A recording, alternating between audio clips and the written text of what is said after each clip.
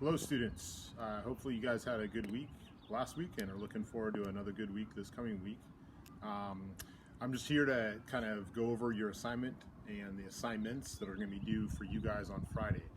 One, update to the ancient river valley civilizations that you guys got last week was that the writing for the 2 paragraphs for each civilization is not due till this coming Friday, the 24th. So that's basically like a 2-week assignment you guys have had to work on. So those 2 paragraphs are due this coming Friday, the 24th. I'm posting with this posting an example paragraph. Some of your classmates asked for an example of what that paragraph should look like. So I'm going to make that available to everybody, and you can just look below on the Google Classroom posting, and you'll see that example paragraph there for you to look at and use as an example for what your writing should look like. To kind of get some of you guys across this week, since probably some of you are finished with those paragraphs or close to being finished and will want something else to do in between just to keep yourself entertained at home, I'm throwing another lesson on there that could be the same, could be something you'll be doing in some of your English classes or language arts classes in college. Kind of looking at a piece of ancient Mesopotamian history or Sumerian history, and something that's actually part of world history in this sense. What's considered to be the oldest piece of literature, the oldest written story that has been passed down from generations.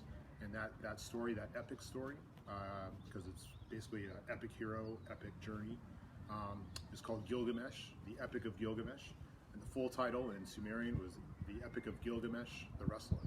So I'm going to have you guys taking a look at that and using that as a tool, not only understand the epic hero or the epic journey as it is portrayed in literature, but also to develop a greater understanding of the Mesopotamians, Sumerians that wrote that story and kind of used it as a learning tool for younger generations and for themselves, kind of a model for them to live up to.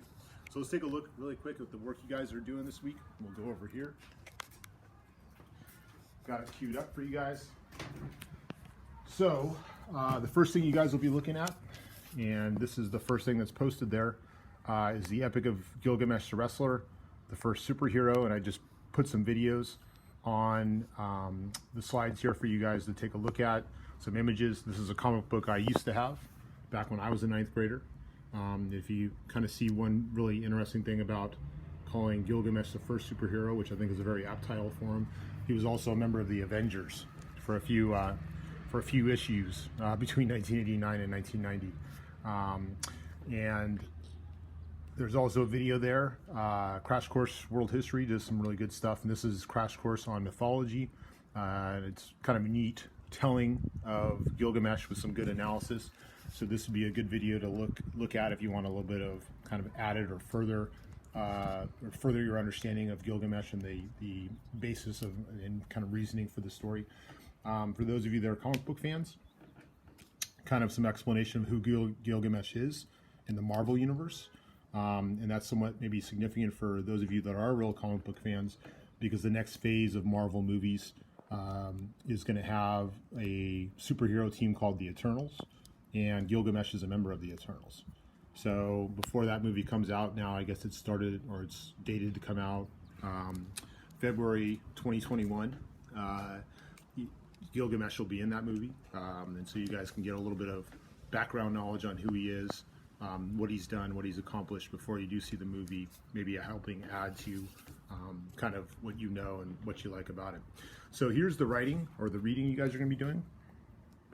And again, just kind of explaining the idea of the epic hero, epic journey, some examples there, a map of, again, where Mesopotamia was, and then the story itself is there for you guys to read.